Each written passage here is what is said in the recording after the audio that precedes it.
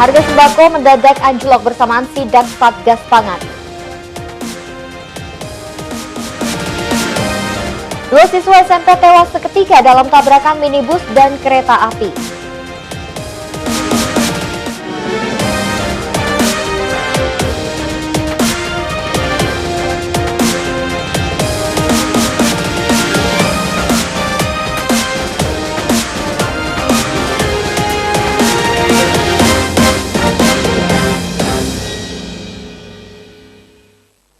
Selamat malam pemirsa, kita berjumpa lagi dalam iNews Lampung, program berita daerah jaringan televisi terbesar di Indonesia, iNews TV. Kami menyajikan informasi menarik tentang berbagai peristiwa serta dinamika pembangunan di Lampung.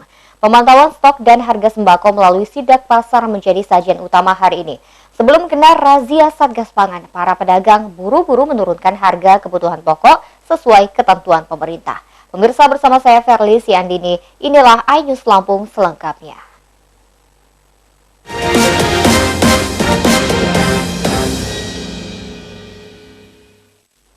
Satgas Pangan Polres Lampung Utara sidak pasar tradisional untuk memantau stok dan harga sembako.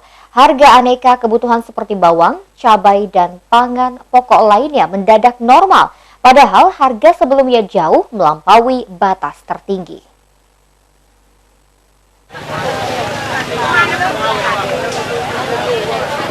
Satgas Pangan Polres Lampung Utara inspeksi mendadak sidak sejumlah pasar tradisional. Sidak ini memantau stok pangan serta stabilitas harga kebutuhan pokok selama Ramadan hingga Idul Fitri. Harga kebutuhan pokok sempat melonjak jauh melampaui batas tertinggi. Harga bawang putih mencapai Rp48.000 dan cabai Rp32.000. Begitu Satgas Pangan masuk pasar, harga sembako mendadak normal. Bawang putih anjlok menjadi Rp29.000 dan cabai kembali ke Rp27.000 per kilogram. Razia diduga bocor sehingga pedagang pasang harga normal lebih dahulu. Satgas Pangan juga memantau pertokoan dan pasar swalayan untuk mengantisipasi peredaran makanan kadaluarsa atau tidak layak konsumsi. Ya, kita mengantisipasi ya lonjakan atas harga-harga ya 9 bahan pokok. Kemudian kita juga mengantisipasi bahan-bahan yang berbahaya yang dijual kepada masyarakat. Kemudian kita juga memantau pelaku-pelaku yang sifatnya ada dalam penjualan 9 bahan pokok. Pangkalan LPG tak luput dari pemantauan Satgas Pangan. Distribusi Pertamina hingga tangan konsumen berjalan lancar. Stok LPG juga mencukupi sehingga tidak terjadi permainan harga. Haryadi HK, MNC Media, Lampung Utara. Lonjakan harga kebutuhan pokok tak bisa dicegah sejak menjelang Ramadan. Komoditas bawang putih bahkan mencapai Rp52.000. Tim Pangan Lampung menetapkan toleransi harga pangan maksimal 15%. Ngomong dulu Pak, ngomong. Harga kebutuhan pokok tetap melonjak meskipun Dinas Ketahanan Pangan Lampung menjamin stok mencukupi kebutuhan Ramadan hingga Idul Fitri. Stok daging di Lampung jauh melampaui konsumsi lokal. Sisa daging dikirim ke pasar nasional seperti Jakarta, Medan, dan Palembang. Komoditas bawang putih bergejolak selama 4 bulan terakhir. Harga semula Rp22.000 kini tembus Rp52.000. Bulog segera menggelar operasi pasar dengan stok 6 ton bawang putih. Daging juga siap beredar ke pasar murah senilai Rp80.000 per kilogram. Harga bawang putih masih tergantung pasar Jakarta. Kepala Dinas Ketahanan Pangan Lampung, Kusnardi, mentoleransi kenaikan harga bawang dan kebutuhan pokok lainnya maksimal 15%. Jadi kita ini sangat tergantung pada harga utamanya di Jakarta. Ya. Jadi kalau harga di Jakarta naik, ya kita akan naik juga. Ya, karena memang bawang putih yang ke Lampung lewat sana juga. Bulog udah punya banyak ini bawang putih. Ya. Bawang putih ini banyak, dia punya 6 ton bawang putih. 6 ton. Sebenarnya kita masih ada toleransi lah, naik nggak apa-apa. Mereka kan juga mau puasa, mau lebaran, tapi jangan naiknya terlalu terlalu tinggi. Naik permintaan naik 15%, naiknya jangan 150%, itu keterlaluan kan. Dinas Ketahanan Pangan Provinsi Lampung menilai lonjakan harga kebutuhan pokok saat ini tidak lebih sebagai permainan pedagang menjelang Ramadan atau Idul Fitri. Harga diperhitungkan kembali normal pada pertengahan bulan. Fajar Magetan, MNC Media, Bandar Lampung. Balai Karantina Pertanian Bakahuni mengamankan 1,8 ton daging ayam beku. Daging ini tidak memenuhi syarat lalu lintas perdagangan karena tidak disertai sertifikat maupun dokumen kesehatan hewan. Daging ilegal seperti ini terancam dimusnahkan.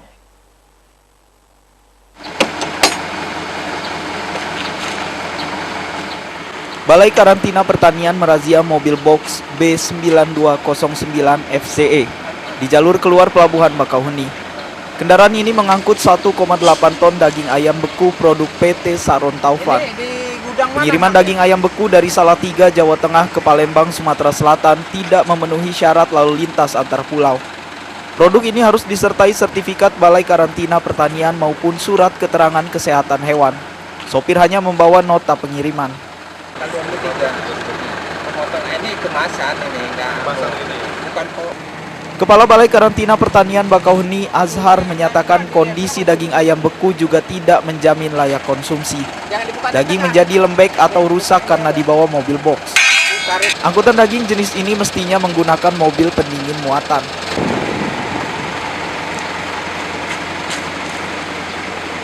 ini tidak dilengkapi oleh dokumen yang kita persyaratkan, dan mereka ini juga tidak melapor di karantina Merak. Yang harusnya mereka itu harus melapor karantina Merak, baru diterbitkan hasil surat jalan dari surat kesehatan dari karantina Merak, baru boleh dilalu lintaskan. Kita lihat fisik ya, ini nampaknya sudah suhunya nggak cukup karena ini sudah mulai lembek gitu, nggak ada dalam keadaan beku. Balai Karantina Pertanian Bakauheni menahan daging ayam beku untuk pemeriksaan lebih lanjut. Daging terancam penyitaan dan pemusnahan jika pemilik tidak melengkapi persyaratan lalu lintas daging antar pulau. Heri Fulistiawan, MNC Media, Lampung Selatan. Balai Karantina Pertanian Bakauheni sebelumnya menggagalkan penyelundupan daging celeng serta daging puyuh. Daging seberat lebih 3 ton ini dimusnahkan untuk mencegah peredaran ilegal serta penyebaran penyakit akibat pembusukan daging.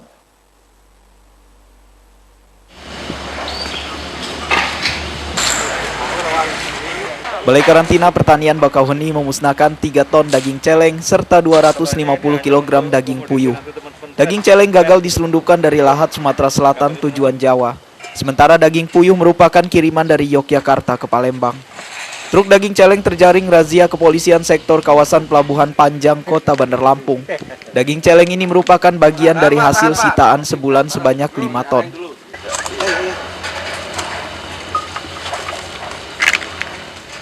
Penyelundupan daging celeng makin marak karena harga daging sapi mahal. Kasih Hewan Balai Karantina Pertanian Bandar Lampung, Puji Hartono menyatakan, pemusnahan daging celeng sebagai cara mencegah peredaran ke pasar.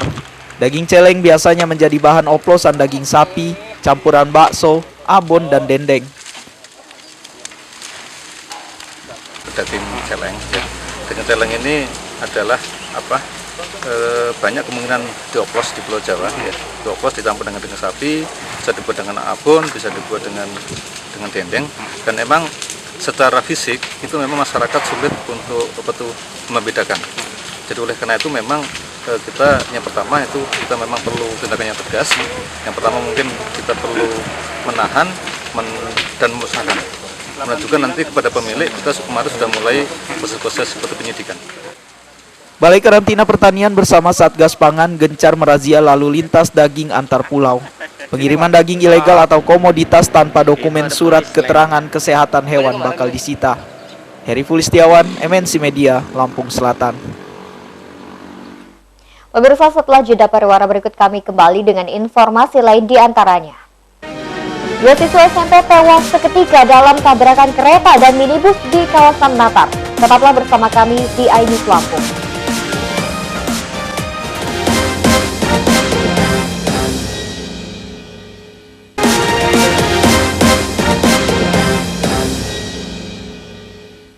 Anda masih menyaksikan iNews Lampung. Pemirsa, minibus berpenumpang 9 siswa SMP Negeri 2 Kota Bandar Lampung tertabrak kereta api di perlintasan Desa Handuyang, Kecamatan Natar, Lampung Selatan.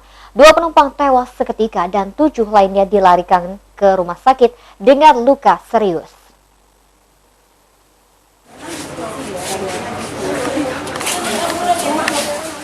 9 siswa SMP Negeri 2 Kota Bandar Lampung menjadi korban tabrakan mobil dan kereta di perlintasan tanpa palang pintu di kawasan Natar, Lampung Selatan. 2 siswa tewas seketika, yaitu Dinda Rani dan Aura Virus dibawa ke Rumah Sakit Natar Medika. Siswa SMP Negeri 2 Kota Bandar Lampung hendak berkunjung dan menyerahkan bantuan panti asuhan dekat lokasi kecelakaan. Mobil rombongan terhenti tepat melintasi rel sehingga tertabrak kereta penumpang jurusan Tanjung Karang, Palembang.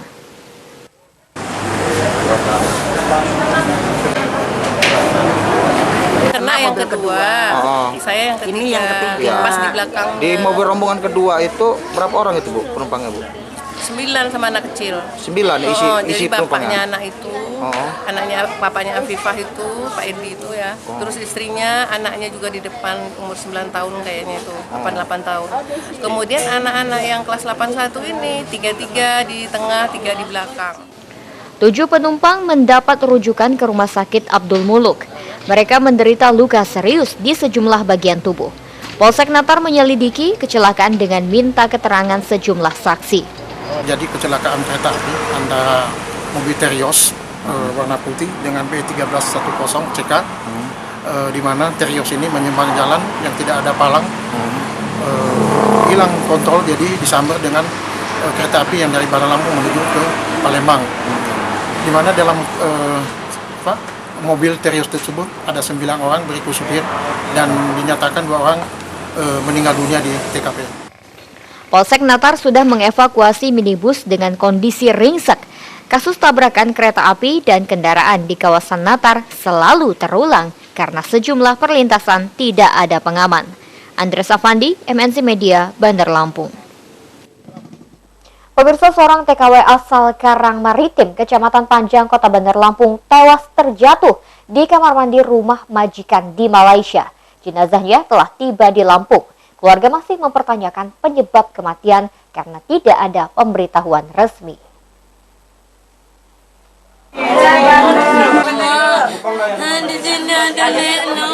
Isak tangis menyambut kedatangan jenazah TKW Malaysia asal Lampung, Kos Susilawati. Pemeriksaan jenazah menemukan luka lebam pada bagian leher, dahi, dan pundak. Kos Susilawati bekerja sebagai asisten rumah tangga di Malaysia selama 2 tahun terakhir. Sebelum meninggal, korban berkomunikasi dengan keluarga sepekan lalu. Mereka sempat kehilangan kontak, namun Rumah Sakit Malaysia tiba-tiba mengabarkan Kos Susilawati meninggal dunia. Telepon nggak diangkat, tiba-tiba ya majikannya ngasih tahu, manggil Wati kok nggak, ini sore-sore nggak dijawab, ke atas katanya jatuh kamar mandi, geletak. Dinas Tenaga Kerja Provinsi Lampung belum menerima surat pernyataan pemerintah Malaysia terkait penyebab kematian Kos Susilawati. Korban merupakan TKW yang legal, sehingga pemerintah akan mengurus kasus kematiannya. Masalahnya udah ada surat keterangan dari luar negeri. Di rumah sakit pun ada surat keterangan dari rumah sakit. Nanti yang saat ini berkasnya belum kami terima, ya mudah-mudahan kami besok bisa memberikan penjelasan kepada keluarga ya tentang penyebab meninggalnya daripada almarhum. Dan kalau memang merasa kurang puas juga keluarga bisa mengambil tindakan nanti melalui mungkin pemerintah daerah juga melalui rumah sakit ya mungkin akan diadakan semacam otopsi, ya silahkan itu hak daripada keluarga korban. Keluarga mengharapkan pemerintah Provinsi Lampung transparan mengurus penyebab kematian korban. Pemerintah bertanggung jawab memfasilitasi hak korban sebagai TKW. Andres Afandi, MNC Media, Bandar Lampung.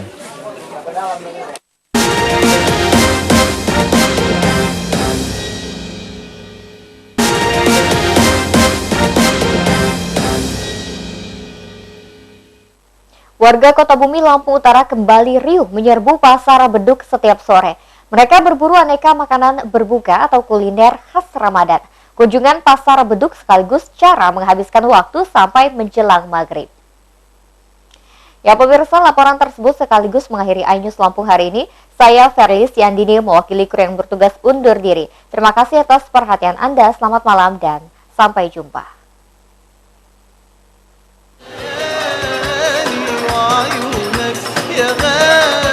Pasar beduk kembali buka di kawasan Jalan Jenderal Sudirman, Kota Bumi. Pasar hanya buka setahun sekali selama Ramadan. Geliat pasar selepas zuhur hingga tutup persamaan beduk maghrib. Sebutan Pasar Beduk merujuk datangnya waktu berbuka puasa.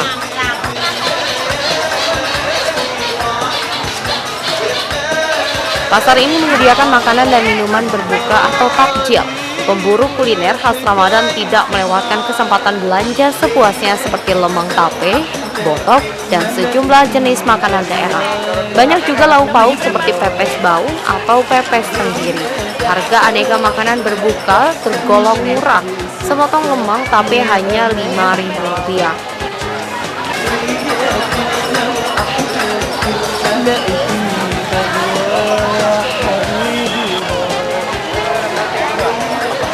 Punya kenangan sendiri apa gimana dengan lemang nih Pak? Hobi. Memang hobi. Payah carinya Pak ya lemangnya.